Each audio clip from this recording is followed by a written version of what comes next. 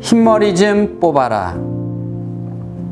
숙제해야 되는데 할 수 없이 엄마 머리맡에 앉는다.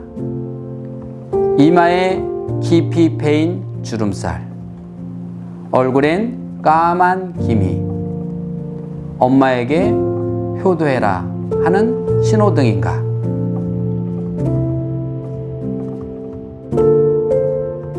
안녕하세요. 홍양표 박사입니다. 이 동시를 제가 왜 낭송해 드렸냐면, 이 동시를 쓴 아이는 정말 보는 사고력이 뛰어난 아이이기 때문입니다. 누구나 엄마 얼굴을 바라보죠. 그러나 이 아이처럼 그 엄마 얼굴을 보면서 그 엄마 얼굴에 있는 주름살과 기미를 보면서 또 그것을 엄마에게 효도해라 하는 신호등이라고 하는 생각까지 갈 때까지는 이 아이의 보는 사고력이 높다라고 보는 겁니다. 많은 아이들은 무심코 보죠. 여러분, 여자들은요, 파마머리가 잘 나오면 한 달은 행복하다고 그래요. 자, 오늘은 파마가 정말 잘 나왔어요. 누구한테 자랑하고 싶잖아요. 근데 남편이 왔어요. 그러니까 말은 못하고 남편 앞에 왔다 갔다 해요. 그러니까 남편이 딱 쳐다보겠다 뭐라 그래요? 야, 어지러워, 저리 가. 이러는 남편이요. 남편은 매일같이 아내의 얼굴을 보지만 정말 아내가 파마머리가 잘 나온지 파마를 했는지 안 했는지도 모른다는 거죠. 관심이 없어서가 아니라 보는 사고력이 약해서라는 거죠.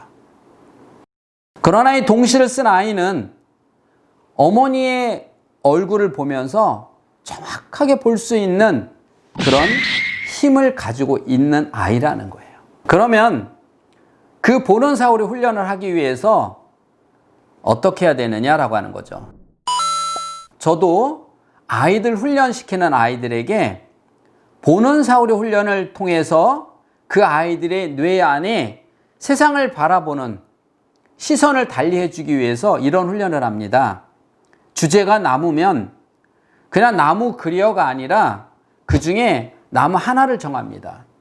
예를 들어서 소나무를 정했다. 그러면 이 소나무 하나를 가지고 오랫동안 함께 훈련을 한다는 거예요. 예를 들어서 보통 우리가 소나무 하루 관찰하고 소나무를 그려라고 하고 끝나지만, 소나무의 나무는 다른 나무와 무엇이 다른가? 그러면 모양도 나올 것이고 색깔도 나올 것이고, 또 이렇게 소나무는 다른 나무와 다르게 만들어진 이러한 것들, 또 하나는 솔잎의 모양, 다른 거와 무엇이 다른가? 우리가 이것을 학문적으로 무슨 침엽순위, 활엽순위 이렇게 할 필요는 없다는 거죠. 그냥 아이에게 솔잎 하나에는 몇 개씩 나와 있으며, 솔잎에는 크기가 어떻고, 솔잎 하나의 크기는 어떻고, 모양은 어떻고, 색깔은 어떻고, 맛은 어떻고, 이렇게 아이에게 소나무 전체를 가르쳐 주지 않고 솔잎만 가르쳐 줍니다. 그리고 솔잎 하나만 가지고 이걸 가지고 그날 이야기를 나누는 거예요. 그래서 그려도 보고 모양은 어떤가, 이거하고 비슷한 모양은 뭐가 있는지 비슷한 모양을 10개를 한번 찾아보자. 색깔은 어떨까, 또 크기는 얼마나인지, 또 이거와 비슷한 크기가 있는 게 무엇을 같은가. 만약에 소나무 잎이 이렇게 안 생기고 다른 모양으로 생긴다면 어떤 일이 벌어질까. 이렇게 솔잎 하나를 가지고 다양한 이야기를 나눕니다. 그 다음 시간이 또 있다면 그 다음에는 소나무는 다른 나무와 줄기가 뭐가 다른가, 기둥은 뭐가 다른지, 이렇게 아이들과 소나무에 대한 충분한 이야기를 나누죠.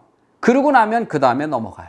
예를 들어서 그 다음 시간은 아카시아 나무예요. 그럼 여러분, 아카시아 나무에 잎이 이렇게 있으면, 잎이 이렇게 달려 있잖아요.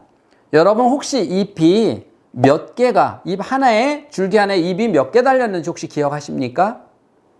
여러분 어렸을 적에 이런 게임 많이 해봤죠? 가위바위보에서 하나씩 이렇게 잘라내는 거 많이 해보셨죠? 그렇지만 우리가 그거는 해봤지만 여기에 몇 개가 달렸는지는 정확하게 세어보질 않아서 몇 개지? 아마 고민하실 겁니다. 근데 저처럼 한 번에도 수업을 받아봤다면 정확하게 나올 거예요. 15개나 17개나 19개예요. 자, 그러면 이 잎 하나만 가지고 또 하루 수업을 해보는 겁니다. 자, 잎 하나를 떼어서, 자, 이 잎은 솔잎하고는 무엇이 다른가? 크기는 어떠며, 모양은 어떻게 생겼으며, 동그란 거냐, 동그란 거냐, 세모난 거냐, 네모난 거냐. 정확하게 아이들과 이야기를 나눠서 그것이 명확하게 머릿속에 저장되도록 훈련을 하고 이야기를 나눠보고 그려봅니다. 그 다음 날은 역시 마찬가지로 소나무와 비교해서 아카시아나무는 뭐가 다른가? 나무가 길쭉하고 가시가 있고. 자, 많이 안 하고 2가지만 해봐요. 그리고는 아이들에게 자, 오늘은 나무 그리자. 그럼 아이들이 물어봅니다. 박사님, 어떤 나무 그릴까요? 이렇게 물어봐요. 소나무 그려볼까? 아이들은 소나무를 그려요. 삐뚤삐뚤하대요. 삐뚤삐뚤. 그리고 동그라미를 쳐요. 이게 비늘이래요. 그리고 가지도 삐뚤삐뚤 그리고 나서 그 다음부터 아이들이 솔잎을 그리는데요. 하나, 둘, 셋, 넷, 연필로 계속 4가지를 그려요. 왜? 솔잎이 4개씩 들어있었다는 거죠. 그래 놓고 아이가 이렇게 말해요. 박사님, 정말 소나무 같아요. 그러나 몇 주 전에 그린 소나무는 그렇게 안 그렸어요.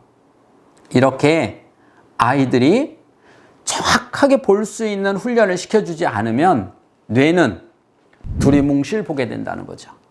자, 이 2가지의 나무를 아이에게 정확하게 잎부터 줄기부터 그리고 상상으로 이 2 나무의 뿌리는 어떻게 생겼을까? 그건 아이들의 상상의 몫이에요. 이렇게 해주면 그 다음부터는 아이는 이 2가지에서 확산적 싹으로 번져나가겠죠. 그래서 이 나무를 이건 무슨 나무지? 아, 이게 도토리 나무구나. 도토리 나무는 아카시아 나무고 뭐가 다른가? 소나무하고 뭐가 다른가? 이렇게 비교 분석하면서 다른 점들을 계속해서 머릿속에서 기억을 하고 가서 나중에는 이 아이가 나무 박사가 돼요. 근데 나는 전체를 가르쳐 준 게 아니라 2가지 나무만 가르쳐 줬다는 거예요. 여러분, 아이들에게는요, 큰 틀로 보여주는 것이 아니라 프로젝트, 기획하고 나눠서 가장 작은 거 하나를 넣어주면, 정확하게 넣어주면 그 안에서부터 아이들은 확산적 사고, 느끼고 깨닫는다는 거예요. 여러분, 전체를 보고는 절대로 아름답다, 멋있다 이거 외에는 느끼고 깨달을 수가 없어요. 아주 섬세한 작은 거에서 아이들은 느끼고 깨닫고 그게 뇌 발달이에요. 여러분, 오늘부터는 주변에 아이들이 볼 것이 있으면 아니요? 그럼 집에서요. 여러분, 난초 하나씩은 다 있잖아요.